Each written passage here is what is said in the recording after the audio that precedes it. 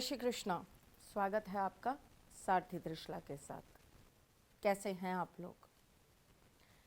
आज मैं एक बहुत गंभीर विषय पे आपसे बात करने आई हूँ। गंभीर भी है, सोच का भी है और समझने का भी है। ऐसा कहा जाता है कि इस सृष्टि की उत्पत्ति किन कारणों से हुई है, यह आज तक कोई पता नहीं कर पाया।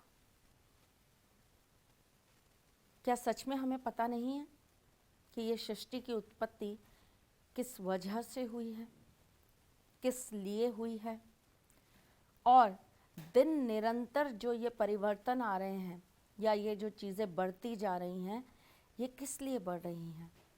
मानव विकास के लिए। सृष्टि में कुछ नया और चमत्कारिक होने के लिए। एक ऊर्जा के बढ़ने का स्रोत प्रकृति है, और प्रकृति की जो उत्पत्ति हुई है वो एक नर और एक मादा से हुई है। इस पूरी सृष्टि में चाहे वो कोई भी जीव जंतु हो, चाहे वो कोई पेड़ पौधा हो, चाहे वो मनुष्य हो, चाहे वो जानवर हो, चाहे वो पक्षी हो, जब भी बढ़ोतरी की बात आती है, जब भी बढ़ने की बात आती है, वहाँ पर दो जनों का एक साथ समाहित होना, दो जनों का एक साथ में मिलन होना, तभी उस कार्य को पूर्ण कर पाता है। मनुष्य हैं हम, इसलिए हम उसको सामाजिक तौर पर रीति रिवाज के साथ पूर्ण करके शादी करने का काम कर देते हैं। शादी के बाद वंश बढ़ोतरी के लिए हम दो जनों को आपस में जोड़ देते हैं कि अब जाइए, आप अपने वंश की नई नींव रखिए। सृष्टि का आरंभ हुआ शिव और पार्वती से। शिव और पार्वती, जब हम बात करते हैं, तमाम मंदिरों में आप जाइए, शिवलिंग और शिवलिंग के नीचे वाली जो जलेरी होती है, उसे पार्वती जी के रूप में देखा जाता है। यहाँ पर जो अभद्र लोग हैं वो प्लीज़ पहले ही निकल जाएं, क्योंकि मैं आज जो साइंस समझाने जा रही हूँ, मैं आज जो गणित समझाने जा रही हूँ, उसके अंदर गंदे विचार और गंदे लोग मुझे नहीं चाहिए।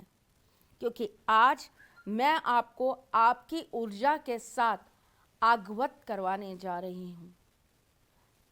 बहुत सारी प्रॉब्लम्स की उत्पत्ति जिस वजह से है, और बहुत सारी प्रॉब्लम्स का अंत का कारण जो है, वो मैं आज आपको बताने जा रही हूँ। एस्ट्रोलॉजर हूँ, वास्तुशास्त्री हूँ, चेहरा भी पढ़ती हूँ, आवाज़ भी पढ़ती हूँ और हाथों की लकीरें भी पढ़ लेती हूँ। लेकिन उससे पहले मैं एक ऐसी चीज़ पर रिसर्च करती हूँ, ऐसे ज्ञान को लेकर आती हूँ जिसमें मुझे खुद को ये लगे कि हाँ, बात में तथ्य है, बात में सत्यता है, बात में प्रामाणिकता है। तब मैं आपके सामने लेकर आती हूँ, और दावे के साथ उठा लीजिए, मेरा कोई सा भी वीडियो आपको उसके अंदर साइंस से अलग कुछ लॉजिक मिल जाए तो मुझे बता दीजिएगा।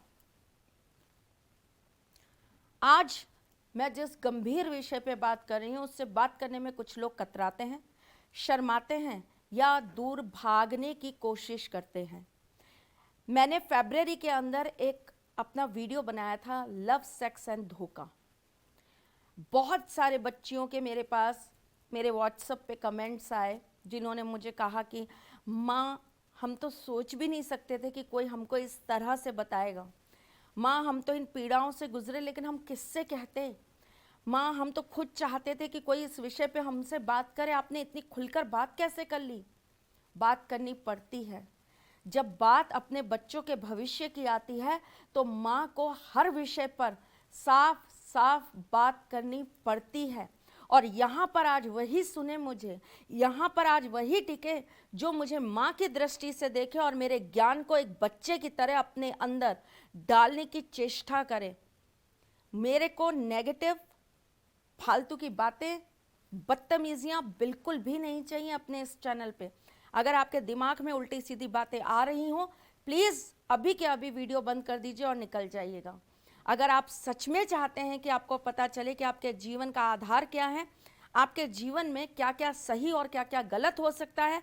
आप किसी गलत इंसान के हाथों में कभी ना फंस जाएं, आप अपनी आबरू यूं ही किसी पर ना लुटा दें, तो मेरी बातों को सुनने के लिए यहां बैठिएगा, अदरवाइज जयराम जी की चलिएगा। बात कर रही हूं मैं आपके शारीरिक संबंधों के बारे में, बात कर रही हूं आपकी सेक्स लाइफ के बारे में। अभी मैंने आपको बताया शिव और पार्वती, शिवलिंग और पार्वती जी की जलेरी इस चीज का कारक है, इस चीज का आपके सामने प्रमाण है, एक सूचक है जिसमें यह दिखाया जाता है कि सृष्टि को अगर चलाना है, प्रकृति को अगर चलाना है, तो एक आदमी और एक औरत का मिलन बहुत ज़्यादा ज़रूरी होता है। बिना एक आदमी और एक औरत के मिलन के कोई भी चीज़ पूर्ण नहीं हो सकती। जब सृष्टि का अंत हो रहा था, जब प्रलय आ रही थी, तो मनु जी को अकेला नहीं ले जाया गया था, उनके साथ उनकी अर्धांगिनी यानी कि उनकी पत्नी को भी साथ में ले जाया जा रहा था, क्योंकि पता था, ईश को पता था कि जब सृष्टि की दोबारा रचना की जाएगी तो एक पुरुष के साथ उसकी नारी चाहिए होगी। नर और नारी ये दो ही चीजें ऐसी क्यों बनी हैं जो आपस में मिलकर कुछ नए का निर्माण करती हैं, किसी तीसरे को इस जिंदगी में लाने का निर्माण करती हैं। हमारे जीवन के अंदर हमारी खुशियां, हमारा प्यार, हमारा पैसा, हमारा सम्मान, हमारा समाज, सब कुछ केवल इसी चीज पर क्यों टिक जाता है? क्यों ये चीज़ हमारे जीवन के लिए इतनी ज़रूरी हो जाती है कि एक आयु के बाद हमारे घर के बुजुर्ग, हमारे बड़े, हमारे माता पिता, हमारे पड़ोसी, हमारे रिश्तेदार कहने लगते हैं आपकी लड़की की शादी की उम्र हो गई, आपके लड़के की शादी की उम्र हो गई, जाइए इनकी शादी कर दीजिए। क्यों क्यों ज़रूरी होती हैं ये चीज़ें? चलिए बहुत गंभीरता से दरवाज़ा बंद करिए, कान में लीड लगाइए और मेरी बातों को बहुत ध्यान से सुनिए, क्योंकि आज इस वीडियो के बाद बहुत सारे लोगों की ज़िंदगी में परिवर्तन आने वाला है। सेक्स केवल सेक्स नहीं होता, शारीरिक संबंध केवल तन की भूख नहीं होती। शारीरिक संबंध अगर सिर्फ तन की भूख होती तो इस समाज के अंदर, इस सृष्टि के अंदर स्वयं ब्रह्मा शादी को स्थापित नहीं करते। शादी जैसे पवित्र बंधन को जोड़ने के लिए स्वयं श्री हरि विष्णु जी अपना आशीर्वाद नहीं देते, मुहूर्त नहीं निकाले जाते, गणेश स्थापना नहीं की जाती, रीति रिवाज नहीं अपनाए जाते, अष्ट लक्ष्मी के 8 रूपों को लेकर किसी कन्या के साथ पूजन नहीं किया जाता, किसी लड़की की शादी से पहले गौरी मंगला का व्रत या गौरी मंगला का पूजन नहीं किया जाता, किसी माँ बाप को कन्यादान करने से पहले भूखा नहीं रखा जाता। ये सारे कर्म सिर्फ ये सारे कर्म इसलिए हुए हैं क्योंकि शादी एक बहुत पवित्र बंधन है जिसका आधार मात्र है शारीरिक संबंध, जिसके आधार पर वो शादी एक दूसरे को एक दूसरे का बना देती है, एक दूसरे से जोड़ देती है, एक दूसरे की जिंदगी को बनाने और बिगाड़ने का काम कर देती है, जो उन दो इंसानों को एक लड़का और एक लड़की की सीमा से निकालकर एक माँ बाप की सीमा पर लाकर खड़ा कर देती है, जो उनका दिन प्रतिदिन परिवर्तन कर करके उनके जीवन में नए नए रिश्ते, सामाजिक स्तर, सब चीज़ों में उनको बढ़ोतरी देती रहती है। शादी हर एक चीज़ का अपना एक तरीका होता है, हर इंसान अलग अलग तरीके से शादियां करवाता है, हर समाज में अलग अलग तरीके से शादियां होती है, पर शादियों का सिर्फ एक ही मकसद होता है, उस व्यक्ति को एक व्यक्तिगत रूप से सामाजिक इंसान बना देना। जब एक स्त्री और एक पुरुष, इन दोनों की, यह हम हिंदुओं में होता है, बाकी सारे लोग नहीं करते हैं, पर इसका तथ्य क्या है हिंदुओं में मैं बता देती हूँ, क्योंकि बहुत सारे लोग ऐसे कहते हैं कि हिंदू तो पागल है, हिंदू पागल है जो ये कुंडलियां मिलान करते हैं। क्या हो जाता है कुंडलियां मिलान करने से? क्या हो जाता है गुण मिलान करने से? क्या हो जाता है फलाना ये करने से? मैं बताती हूँ क्या हो जाता है, मैं बताती हूँ। जब दो लोगों के बीच की कुंडली मिलान होती है, उसके अंदर एक चीज होती है मैत्री, उसके अंदर होता है गण, उसके अंदर होता है आपका एक दूसरे के साथ नाड़ी को जोड़ना। नाड़ी का संबंध होता है कि जब ये दो व्यक्ति जुड़ेंगे तो इन दोनों व्यक्तियों के जुड़ने से क्या किसी नए वंश की स्थापना होगी, क्या ये किसी तीसरी जिंदगी को इस दुनिया के अंदर ले आएंगे। ये नाड़ी के जुड़ने और नाड़ी के आपस में मिलने का सबसे बड़ा कारण माना जाता है, जिसे साइंस भी मानती है। एक तरीके से ये बहुत कुछ बेस्ड होता है आपके ब्लड ग्रुप के ऊपर। मैत्री के अंदर अगर आपकी मैत्री मिलती है तो माना जाता है कि इस कपल में प्यार बहुत रहेगा, इस कपल के अंदर एक दूसरे के साथ शारीरिक आकर्षण बहुत रहेगा। मैत्री अगर मिल गई तो इन दोनों के जीवन के अंदर ये एक दूसरे से हमेशा अटैच्ड रहेंगे। अब चलिए, यहाँ तक की गणित आपको समझ में आई, अब आगे की गणित पे चलते हैं। बहुत सारे लोगों को ऐसा कहा जाता है, तू तो शादी के बाद बदल गया यार, तू तो जोरू का गुलाम हो गया, तू तो बस बीवी के पीछे पीछे दुम हिलाता घूमता है। झूठ नहीं है, सत्य है, सत्य है। शादी के बाद बहुत सारे लड़कों को मैंने देखा है, बहुत सारे आदमियों को मैंने देखा है कि वो अपनी बीवी के कहे अनुसार क्रिया करने लगते हैं, अपनी बीवी के अनुसार चलने लगते हैं। जानते हैं क्यों? क्योंकि उनकी बीवी का गण उनके गण से ऊंचा होता है तो वो उसको दबा लेती है। कई शादियों में क्या होता है, दोनों सेम स्तर पे रहते हैं, मैं तेरी भी सुन रहा हूँ, तू मेरी भी सुन रही है, लड़ाई झगड़ा दोनों का होता नहीं है, पर हाँ थोड़ी बहुत कंट्रोवर्सीज होती रहती हैं। जानते हैं क्यों? क्योंकि दोनों के गण समान होते हैं। कई शादियों में एक जना बहुत हावी हो जाता है और दूसरे की बिल्कुल नहीं चल पाती। ऐसा क्यों होता है? क्योंकि एक का गण बहुत ऊंचा होता है और एक का बहुत नीचा। जैसे कि एक देवता है और एक राक्षस है, कैसे होगा, कैसे बनेगा, कैसे चलेगी? नहीं चल पाएगी। जब दो व्यक्ति आपस में एक दूसरे से मिलते हैं, संपर्क में आते हैं, उनकी बॉडी से एक ऊर्जा उत्पन्न होती है। कभी आपने मेरी बातों को बहुत गंभीरता से सुनिएगा और अपने मन में एक क्वेश्चन मार्क जरूर उत्पन्न करिएगा, भाई जो मेरी बातों को बहुत ध्यान से सुन रहे हैं। क्या आपने कभी एक चीज सोची है, सेक्स करना ये भी इंसान की विकृति है, सेक्स ना करना ये भी इंसान की विकृति है। कभी सोचा है? नहीं, मैं समझाती हूँ, समझो सरल भाषा में। अगर कोई व्यक्ति बहुत अत्यधिक सेक्स सोचे चला जाता है तो क्या कहा जाता है? इस इंसान को कुछ नहीं सूझता, बस दिमाग में इसके एक ही चीज़ रहती है, बस इससे लड़कीबाजी करा लो, बस इससे सारे दिन औरतों के पीछे घुमा लो। इसके दिमाग में बस एक ही चीज़ हावी रहती है, वो है सेक्स। जिस इंसान को अपने ऊपर कंट्रोल करना आता है और वो सेक्स नहीं करता, कंट्रोल कर देता है, दबा लेता है अपने अंदर उन चीजों को, वो इंसान भी कहीं ना कहीं पागल। बहुत सारे मेंटल केसेस के अंदर, बहुत सारे डिप्रेशन के केसेस के अंदर आप किसी साइकेट्रिस्ट से मिलिएगा, जब वो आपकी काउंसलिंग करेगा तो वो आपको ये बोलेगा आपकी सेक्सुअल लाइफ कैसी है, ये बताइए, आप अपनी सेक्स की फ्रीक्वेंसी बताइए। मैं बहुत साफ अक्षरों में आज आपसे बात कर रही हूं, गंभीरता से समझिएगा इस मैटर को। वो आपसे ये पूछेगा फ्रीक्वेंसी क्या है आपके सेक्स करने की, तब वो आपको उस तरीके से चीजें देगा। जो लोग नागा बाबा होते हैं, जैनी मुनि होते हैं, जो साधु संत होते हैं, महात्मा होते हैं, जानते हैं वो अपने जीवन में से सबसे पहले किस चीज़ को ख़त्म करते हैं? वो अपने अंदर उस इंद्री को, वो अपने अंदर उस तेज को ख़त्म करते हैं जो उनके अंदर सेक्सुअल डिज़ायर को बढ़ाती है। जब दो व्यक्ति आपस में संपर्क करते हैं, उनकी ऊर्जा होती है। आदमी की ऊर्जा उसके वीर्य में होती है और औरत की ऊर्जा उसके मासिक धर्म में होती है। कितने लोगों को ये बात पता है, मुझे कमेंट में बताना।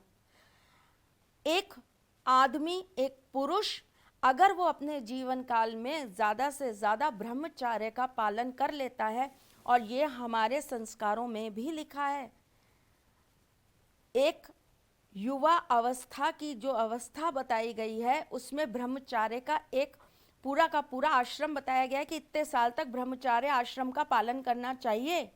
मेरे गुरुकुल में 7 साल, 8 साल, 9 साल, 10 साल के बच्चे आते हैं और मैं उनसे बहुत फ्रैंकली इस बारे में बात करती हूँ, उनके माँ बाप के सामने करती हूँ और उन्हें समझाती हूँ कि बेटा इतनी छोटी उम्र के अंदर अपने शरीर की ऊर्जाओं को अप्राकृतिक रूप से निकालने की कोशिश मत करना, क्योंकि जब हार्मोनल चेंजेस होते हैं बच्चों के अंदर तो उनके अंदर डिज़ायर्स बढ़ती हैं और वो अप्राकृतिक रूप से उनको किसी न किसी तरीके से अपनी बॉडी के अंदर उस आनंद को पाने के लिए कार्य करते हैं। मैं फ्रैंकली आपको बोलूं तो आप समझ गए होंगे कि मैं किस बारे में बात कर रही हूँ।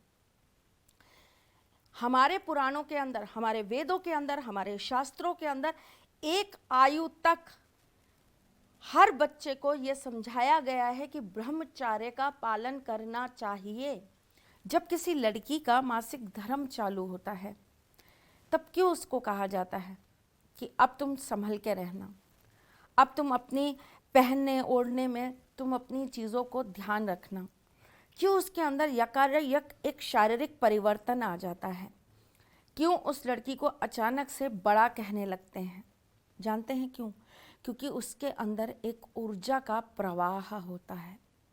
ये ऊर्जा का प्रवाह ही किसी व्यक्ति को बहुत ऊंचाइयों तक भी ले जा सकता है और बहुत गिरा भी सकता है। इसके ऊपर एक स्पेशल एपिसोड बनाने वाली हूँ जिसमें आपको ये बताने वाली हूँ कि मासिक धर्म से औरतों का ऊर्जा कैसे बनती है और कैसे बिगड़ती है। पर उससे पहले आज जिस टॉपिक पे बात कर रही हूँ पहले उसे पूर्ण कर लूँ। जब दो व्यक्ति आपस में एक दूसरे से संपर्क में आते हैं, जब उन दोनों के बीच में शारीरिक संबंध बनते हैं, तब वो दोनों एक दूसरे को समर्पित हो जाते हैं। जब वो एक दूसरे को समर्पित हो जाते हैं उस वक्त में एक अलग ही ऊर्जा का प्रवाह होता है। बहुत कम लोग ये जानते हैं कि शिव पुराण में शिव जी और पार्वती जी के मिलन के ऊपर भी एक संवाद बना हुआ है। एक अध्याय है जिसमें बताया गया था कि शिव जी और पार्वती जी का जब मिलन हुआ था तो एक बहुत ज़बरदस्त ज्वाला उत्पन्न हुई थी जिसे स्वयं पार्वती जी भी नहीं संभाल पाई थी। और उसके बाद में शिव जी ने उनके साथ में उस ज्वाला को संग्रहित किया था, तब जाकर कार्तिकेय जी का जन्म हुआ था। एक छोटी सी बात है कि इस चीज़ से इतनी ऊर्जा उत्पन्न होती है जो किसी भी व्यक्ति को आपके लिए सम्मोहित कर सकती है, अपना बना सकती है, या फिर उस व्यक्ति का आपसे संपर्क खत्म कर सकती है। अगर दो ऊर्जा सही तरीके से एक दूसरे से ना जुड़े तो किसी ना किसी विनाश का कारण बन सकती है। क्यों ऐसा होता है कि दो व्यक्ति जब आपस में एक दूसरे से संपर्क बनाते हैं तो उस घर के अंदर राम, लक्ष्मण, भरत, शत्रुघ्न जैसे बच्चे पैदा होते हैं, और वहीं जब दो व्यक्ति गलत तरीके से संपर्क बनाते हैं तो किसी के घर में कंस, किसी के घर में दुर्योधन या किसी के घर में रावण पैदा हो जाता है। क्यों ऐसा होता है कि ये ऊर्जा आने वाली पीढ़ियों को बनाती है या बिगाड़ देती है? क्यों सही इंसान जब एक दूसरे के संपर्क में आते हैं तो उनकी संतानें उतनी सही उत्पन्न नहीं होती? बहुत सारे रिसर्च का पॉइंट है भाई, बहुत अंदर अंदर अंदर अंदर शोध किया जाए तो बहुत सारी बातें हैं, परंतु इन सब पे बात करने भी फिर किसी दिन चर्चा में आऊँगी। आज जिस चीज़ की चर्चा कर रही हूँ वो ये कि क्या आप भी अपने शारीरिक संबंध बनाने के बाद ये गलतियां करते हैं जिसकी वजह से अगली बार जब आप दोनों के बीच में एक दूसरे से शारीरिक संबंध बनता है तो आपके रिश्ते में खटास आती है या उस इंसान का आपसे मन हट जाता है? बहुत सारे रिलेशंस में ऐसा होता है कि एक समय के बाद पति को किसी दूसरी स्त्री में इंटरेस्ट आ जाता है या उसको लगता है नहीं तुम तो बोरिंग हो गई हो, तुम्हारे साथ अब मन नहीं करता सेक्स करने का। पत्नी को ये लगता है नहीं बाकी सब ठीक है लेकिन बस फिजिकल रिलेशन नहीं। क्यों? पता है क्यों? क्योंकि शायद आप भी वही गलतियां करते हैं जो गलतियां मैं अभी आपको बताने जा रही हूँ। क्या हैं वो गलतियां? बहुत गंभीरता से सुनिएगा। सेक्स किस चीज़ को संबोधित करता है? ज्योतिष की बात करूं तो सेक्स का मतलब है शुक्र। शरीर और शारीरिक वासना या शारीरिक भूख जो है वो जुड़ी होती है आपके शुक्र से। औरत के अंदर अगर मैं बात करूं, उस शारीरिक ऊर्जा से उत्पन्न होकर उस औरत के अंदर एक चेंज आता है, जिस चेंज को कहा जाता है मंगल, यानी कि हार्मोन्स। पुरुष के अंदर सिर्फ शुक्र इस चीज का कारक होता है, स्त्री के अंदर शुक्र और मंगल दोनों कारक होते हैं। शुक्र क्या है? बर्फ, ठंडा, बिल्कुल जमा हुआ बर्फ। मंगल क्या है? अग्नि। जब आप इन दोनों चीजों का संपर्क करवाते हो पानी के साथ, बर्फ को पानी में रख दोगे, क्या हो जाएगा? पिघल जाएगी। आग के ऊपर पानी डाल दोगे, क्या हो जाएगा? बुझ जाएगी। तो क्या आप भी ये गलती करते हैं कि आप अपने शारीरिक संबंध बनाने के तुरंत बाद पानी पी लेते हैं? अगर हाँ, तो गंभीरता से सोचिएगा कि ये आप गलत करते हैं। कभी भी पति पत्नी को एक दूसरे के साथ शारीरिक संबंध बनाने के बाद पानी नहीं पीना चाहिए। इससे एक तो आपके अंदर से एक दूसरे के लिए आकर्षण खत्म होता है, एक दूसरे के लिए इमोशंस खत्म होते हैं, एक दूसरे के लिए फीलिंग्स खत्म होती है, और साथ ही साथ एक दूसरे के प्रति वापस से इंटीमेट होने का जो आपके अंदर भाव होता है वो खत्म हो जाता है।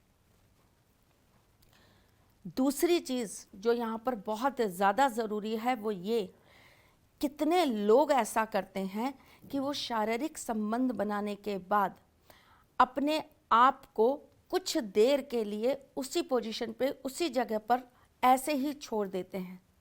कितने लोग ये काम करते हैं?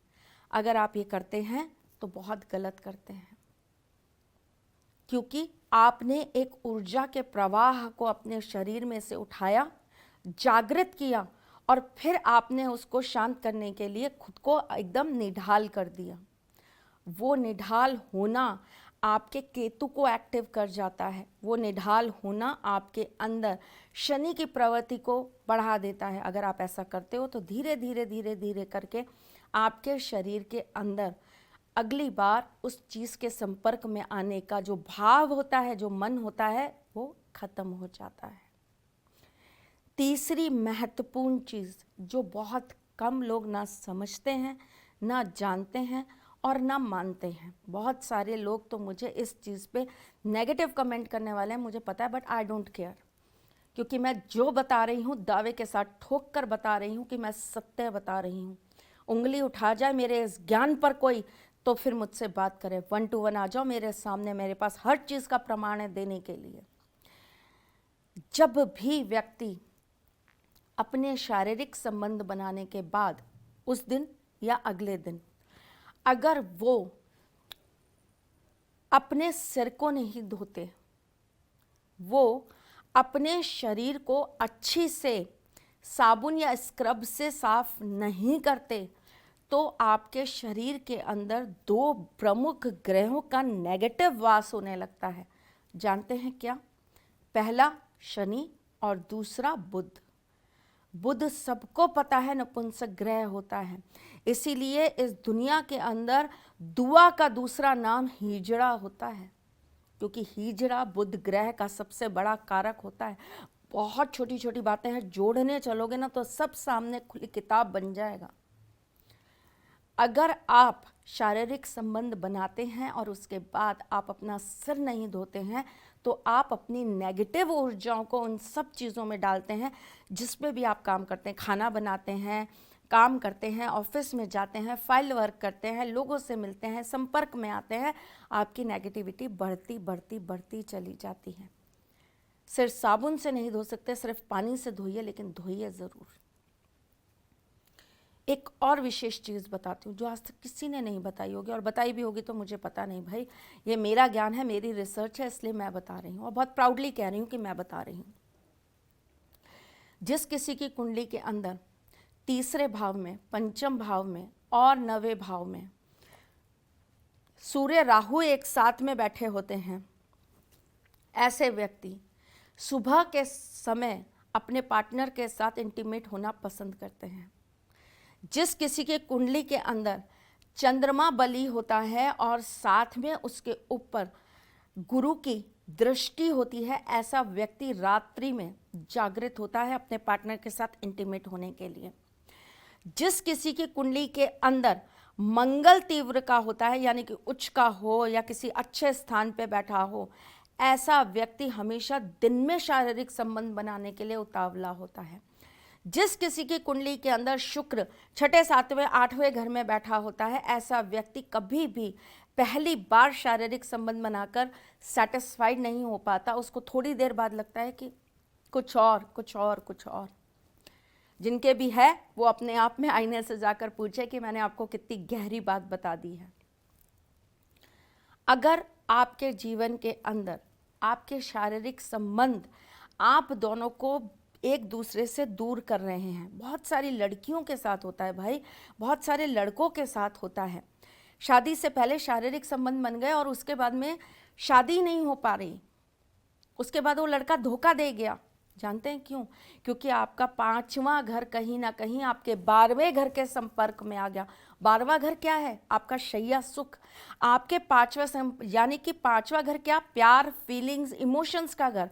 उस घर पे अगर शारीरिक सुख चढ़ गया तो आपकी शादी उस बंदे से कभी नहीं हो पाएगी। ध्यान रखिएगा।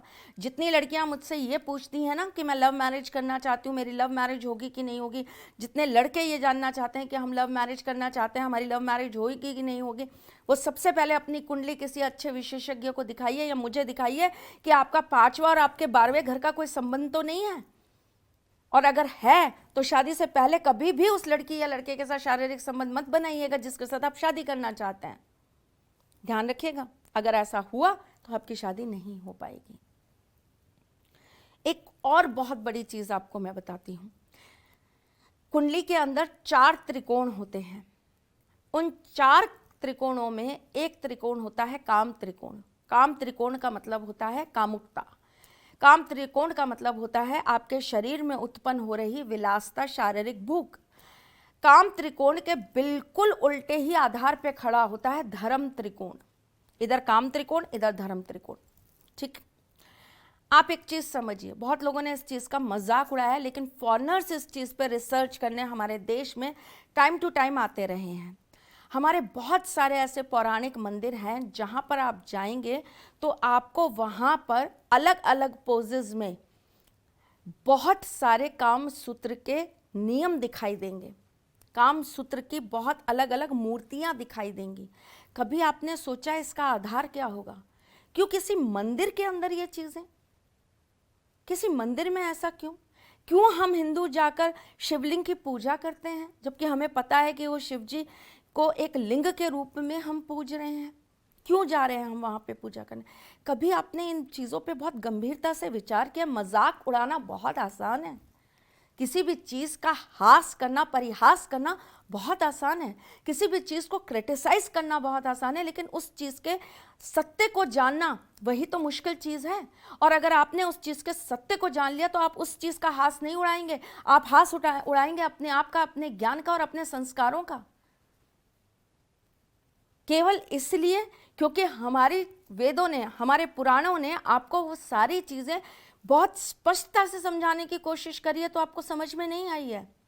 वही चीजें जब आपको अब आज अलग अलग तरीके से साइट्स पे मिलती हैं, आज अलग अलग तरीके से जब वो आप वेबसाइट्स पे जाते हो, आप ये सारे जितने भी ऐप्स हैं, मुझे नहीं पता क्या क्या है दुनिया के अंदर, लेकिन ये जितने भी सारे आपके ऐप्स हैं उनके ऊपर आप बैठ के जब वो मूवीज़ देखते हो, जब आप ALT बालाजी पे ना जाने क्या क्या देखते हो, तब आपको वो सारी चीज़ें बहुत सही लगती हैं, तब आपको कोई शर्म नहीं आती है। क्यों शर्म आती है? तो वहां भी जाओ, उनका भी हाथ उड़ाओ, उनके लिए भी उपहास करो। नहीं, ये उपहास का विषय नहीं, ये ज्ञान का विषय है, ये बहुत ज़्यादा रिसर्च का विषय है। क्योंकि इन्हीं छोटी छोटी चीज़ों की वजह से रिश्ते बनते और बिगड़ते हैं। मुझे पता है बहुत सारे लोगों को मेरी आज की बात के बाद मेरी बातें बहुत कटाक्षपूर्ण लगेंगी, बहुत गलत लगेंगी और बहुत ही ज़्यादा मर्यादा के बाहर लगेंगी, लेकिन चूँकि मेरा फ़र्ज़ है आपको इस चीज़ के बारे में ज्ञान देना, बताना और अवगत करवाना, तो मैं वही करवाने आपके सामने चली आती हूँ। शक्ति का सबसे बड़ा संचार होता है जब एक स्त्री और पुरुष एक दूसरे के संपर्क में आते हैं। सही समय सही तिथि पे अगर ये संपर्क होता है तो एक विद्वान बच्चे का जन्म होता है। सही समय सही तिथि पे अगर किसी दो व्यक्तियों का मिलन होता है तो वो रिश्ता न केवल उन दोनों के लिए बल्कि पूरे समाज के लिए, पूरे वंश के लिए, पूरे कुल के लिए समृद्धि का कारक बन जाता है। एक सही समय पर एक सही स्त्री के साथ शारीरिक संबंध अगर किसी पुरुष का सामाजिक रीति रिवाजों के साथ बना दिया जाता है तो उस इंसान की ज़िंदगी में प्रगति बहुत ज़्यादा हो जाती है। ऐसा कहा जाता है ना, देखो इसकी भाग्य कैसे खुल गया जैसे इसकी स्त्री आई। तो ये सब इन्हीं सब चीज़ों का कारक होता है। तो सही समय सही चीज़ें और सही तरीके से किसी चीज़ को करना, अगर ये आपको आ गया तो आपके जीवन में कभी भी आप दुखी नहीं रह पाओगे। अपनी कुंडली को समझिए, अपने कुंडली के अपने असली वर्चस्व को समझिए, किन चीज़ों से आपको प्रगति मिल सकती है उन चीज़ों को समझिए, और क्या चीज़ें आपको रोक रही हैं उन चीज़ों को समझिए। बच्चों को समझाइए कि वो वक्त से पहले अपनी शारीरिक ऊर्जाओं को अप्राकृतिक रूप से ना खत्म करें। बच्चों को समझाइए कि ठीक है, शारीरिक आकर्षण बहुत ज़रूरी है, लेकिन उससे ज़्यादा उस आकर्षण को अपने अंदर समेटना बहुत ज़्यादा ज़रूरी है। अपने बच्चों को ये संस्कार दीजिए कि हर लड़की के साथ शारीरिक संबंध बनाकर तुम अपने कुल के लिए, अपने वंश के लिए, अपने आने वाले हर एक व्यक्ति के लिए और अपने माँ बाप के लिए एक श्राप बना रहे हो, श्रापित योग क्रिएट कर रहे हो। मत करने दीजिए। अपने लड़कों को, अपने बच्चों को सही ज्ञान प्रदान करिए ताकि इस दुनिया के अंदर, इस सृष्टि के अंदर लड़कियों का बलात्कार होना बंद हो जाए। लड़कियां गली और चौराहे पे तवायफ बन के बनना खत्म कर दें। हर लड़की का सम्मान माँ दुर्गा की तरह होना चालू हो जाए और हर लड़की को घर घर में पूजा जाए। सही ज्ञान दीजिए, सही तरीके से समझाइए ताकि उनको समझ में आए ये सिर्फ एक आनंद का मामला नहीं, ये सिर्फ एक शारीरिक सुख प्राप्त करने का जरिया नहीं, ये सृष्टि के अंदर एक ऊर्जा की जागृति है, ये सृष्टि के अंदर एक नए आरंभ की जागृति है, ये धर्म की स्थापना है, ये सामाजिक स्तर पे किसी इंसान को बहुत उज्जवल भविष्य देने की एक नींव है जो आपको समझानी पड़ेगी और सिखानी पड़ेगी। मेरी बातें अंदर कहीं लगी हों तो जरूर अपने बच्चों को बैठकर समझाइए, उनको ज्ञान दीजिए, उनको सही दृष्टि दिखाइए। अगर उनके अंदर इन चीज़ों को लेकर गलत भावनाएं उत्पन्न हो रही हैं, अगर वो लड़कियों को देखकर गलत तरीके से रिएक्ट करते हैं, अगर उनके अंदर शारीरिक इतनी ज़्यादा भूख बढ़ती जा रही है, तो प्लीज़ उसका निवारण कराइए, उन चीज़ों का समाधान कराइए। अपने बच्चों को किसी दूसरे का भाग्य बिगाड़ने का हक मत दीजिए। किसी लड़की को अगर आप ब्याह कर अपने घर में लाते हैं तो प्लीज़ इन चीज़ों का ध्यान रखिए, उसको समझाइए ताकि वो आगे चलकर आपका भी मान सम्मान कर सके और खुद भी अपना मान सम्मान पा सके।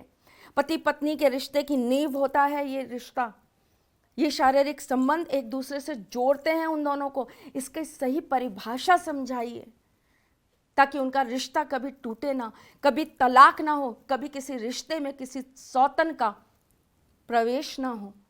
मेरी बातें बुरी लगी हो तो भाई मैं कुछ नहीं कर सकती। मैंने आज जो बोला है सत्य बोला है। जिसको अच्छा लगे कमेंट में प्लीज़ मुझे बताइएगा, बुरा लगे आपकी मर्जी।